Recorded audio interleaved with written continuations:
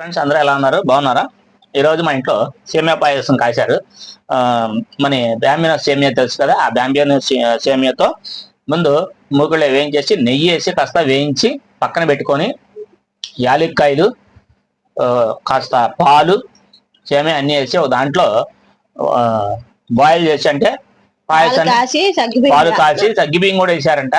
ఇంకా సేమియా నెయ్యిలో వేసి బాగా ఉడకనించి తర్వాత లాస్ట్ పంచదార బెల్లం వేసి తిప్పేసి దింపేసా. పంచదార బెల్లం రెండు కలిపా. ఓకే, దింపేసాను. అయిపోయింది. సేమియా పాయసం అయిపోయింది. సేమియా పాయసం కాసేసింది. రైట్,